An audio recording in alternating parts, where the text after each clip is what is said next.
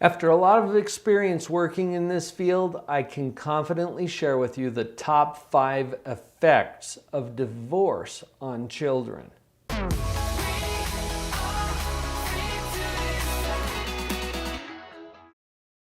Let's start with the most obvious effect of divorce on children: uncertainty.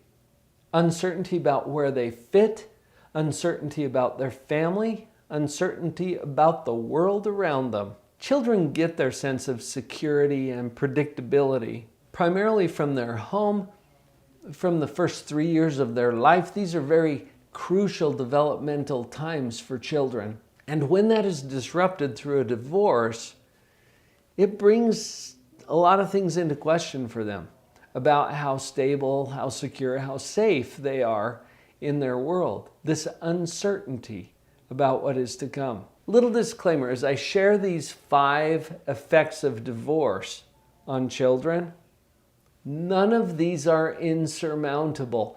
All of these can be ameliorated and helped through positive parenting practices that you can practice unilaterally, meaning you can do this yourself. You don't have to have cooperation from any other person, from the other parent.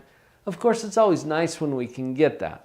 But these are things that you can address personally. We're not going to get into all of the remedies that can happen.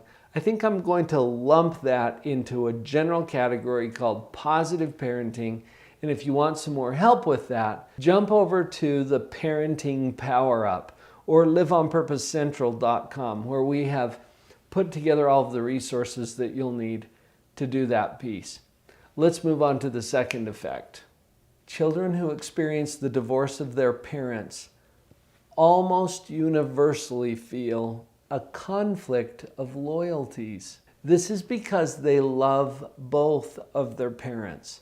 And if their parents are no longer together, or if their parents no longer love each other, the child feels pulled one way or the other. This is one of the most psychologically damaging aspects of divorce for children, because they think that somehow they have to choose or select one of their parents to remain loyal to and dismiss the other. Quite frankly, sometimes parents make this worse because they have the same mentality. Yeah, let's delete the other parent. Not healthy, folks. And this puts the kids in a very difficult position. I had the privilege and honor of interviewing Frank Abagnale on my podcast, Live on Purpose Radio. Frank is the subject of a popular movie that came out years ago starring Tom Hanks and Leonardo DiCaprio, Catch Me If You Can. This is a story about a young man who at a very early age left his home and became one of the most notorious con men in American history. He impersonated an airline pilot, a university professor, a doctor, an attorney, all successfully before the age of 19, when he was finally arrested and stopped from committing all of these crimes that he was doing at the time. As I was interviewing Frank, he shared with me that what started that entire process was being put in a position as a 16-year-old boy to choose between his parents when they were getting divorced. It's more than he could handle. And that's why he ran away and got involved in all of the things that made him famous eventually, and also landed him in prison in 3 different countries. What position do we put our kids in when we divorce and insist that they declare their loyalty? What if we could instead have the confidence to give our children permission to continue loving both of their parents? That's what I usually tried to advocate for when I was a child custody evaluator for the courts. I did that for about 13 years of my career. That is not an easy thing to pull off. It takes a lot of maturity on the parts of the parents who are involved to get past their own issues and help their children to not be conflicted in their loyalties, but to feel full permission to love both of their parents. The third on our top 5 list today is reconciliation fantasies. This is a fancy psychological term that basically means that kids tend to continue to hope or wish or dream that their parents would get back together. And the parents usually know that's not going to happen. But the kids continue to have those fantasies. This is normal, and it's not particularly harmful, especially if the parents can negotiate some kind of an arrangement that allows those children to freely love each of their parents. Reconciliation fantasies are so strong that even some of my adult clients whose parents divorce still have fantasies that their parents will get back together. And it can last for a lifetime. This comes from some very early formed perceptions of children about what their world is. We talked about this a little bit earlier, but those formative years are so important for children as they develop their sense of who they are, where they fit in the world. And that usually involves a perception of their family being together in one tight little circle. When those circles split, then it's like the child has two worlds that they need to learn to negotiate now. And it's very normal for them in that circumstance to continue to fantasize or wish for or hope that those could be the same thing again. Again, this is one of those things that can be handled through open communication, positive parenting, helping those children to feel secure and full permission to love both of their parents. These are the things that will help the most. You know, a little disclaimer here. I shared with you that I did child custody evaluations for the court for about 13 years of my career. And in that time, I learned, first of all, that I don't like it. It's yuck work, quite frankly.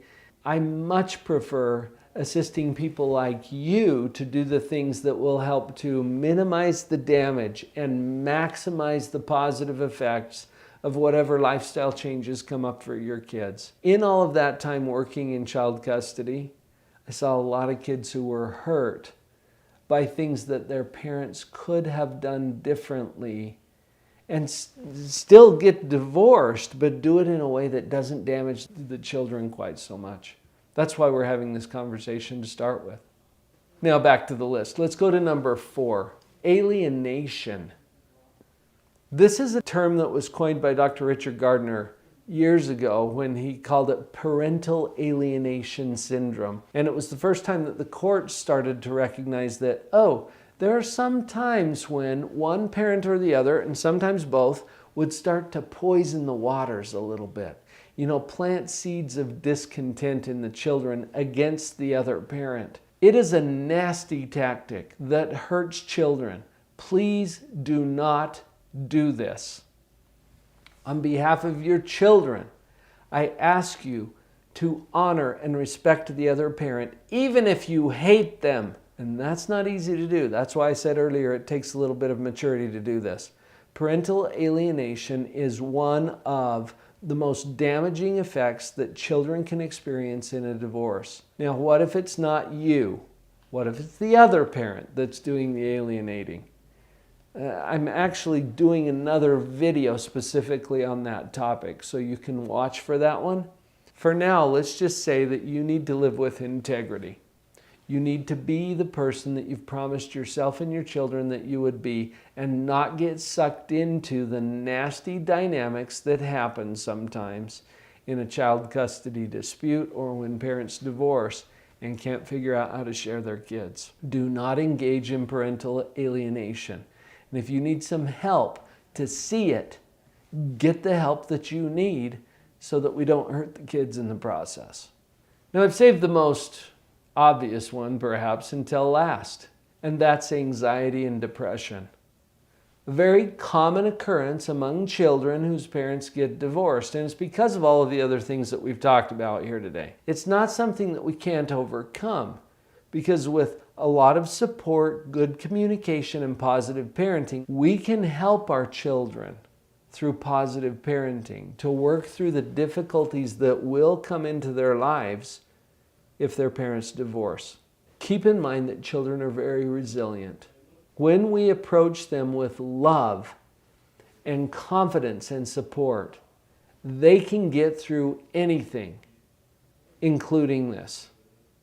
I hope in sharing these effects of divorce with you, it's raised your awareness to some things that you can actually improve and help your children with. There's lots of hope. And if you weren't even aware of it, there are resources available to you through Live on Purpose Central. Please come and check it out.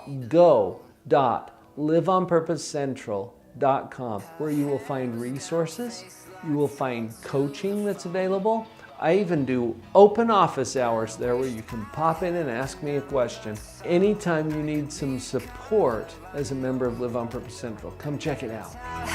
Look into my eyes and never let it go.